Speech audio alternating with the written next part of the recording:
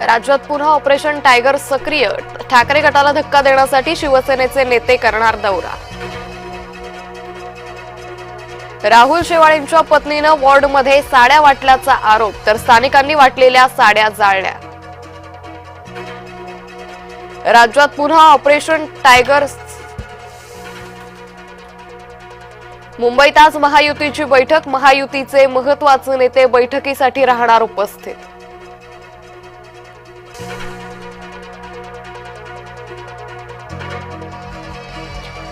आज शिवसेनेची बैठक, आगामी महानगरपालिका निवडणुकीच्या पार्श्वभूमीवर बैठकीत पुढील रणनीती ठरण्याची शक्यता. अजित पवारांनी बोलावली पक्षाची बैठक, देवगिरी बंगल्यावर बैठकीचं आयोजन. बैठकीत आगामी मनपा निवडणुकीवर होणार मंथन. नगर परिषद नगरपंचायत निवडणुकीत भाजपच 100 नंबरी, भाजपचे 117 नगराध्यक्ष तर तब्बल 1100 नगरसेवक आले निवडून. नागपुरात आज भाजपच्या नवनियुक्त नगराध्यक्ष नगरसेवकांचा होणार सन्मान. रामगिरी बंगल्यावर मुख्यमंत्र्यांच्या हस्ते होणार सत्कार. नगरपालिका निवडणुकीतील महायुतीच्या मोठ्या विजयानंतर मोदींची मराठीतून पोस्ट.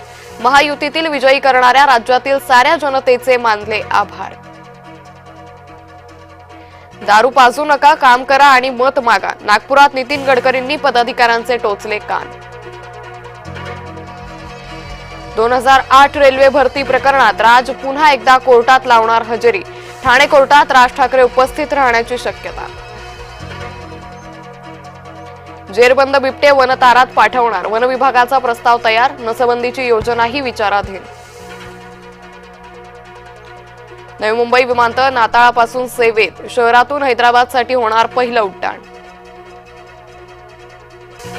रेल्वे तिकीट महागलं, 26 डिसेंबर पासून मेल एक्सप्रेस आणि एसी ट्रेन्सच्या भाड्यात होणार वाढ. अमेरिका ऑस्ट्रेलियानंतर आता दक्षिण आफ्रिकेत गोळीबार, जोहान्सबर्गमध्ये गोळीबारात 10 जणांचा मृत्यू. इस्लामी विचारधारा अमेरिकेसाठी धोका, तुलसी गबाड यांचा इशारा. एप्स्टीन फाईल्समधून ट्रम्प फाईल्स गायब, अमेरिकेच्या न्याय विभागानं 16 दस्तऐवज वेबसाईटवरून हटवले. बांगलादेशमध्ये आणखी एका हिंदू व्यक्तीला जमावाकडून मारहाण झाल्याचा व्हिडिओ व्हायरल. रॉ एजंट असल्याच्या संशयावरून मारहाण झाल्याचं समोर. भारत दौरा करून लिओनेल मेस्सी बनला मालामाल, भारत दौऱ्यातून मेस्सीची रगड, 89 कोटींची कमाई. ॲशेसवर पुन्हा ऑस्ट्रेलियाचीच मक्तेदारी, तिसऱ्या कसोटीतील विजयासह ॲशेस करंडकावरील कब्जा कायम. भारताचा पाकिस्तानकडून लाजिरवाणा पराभव, पाकनं जिंकला अंडर-19 आशिया चषक 2025. ज्युनियर लॉटचं आगमन, शार्दुल ठाकूर झाला बाबा, पोस्ट शेअर करत दिली आनंदाची बातमी.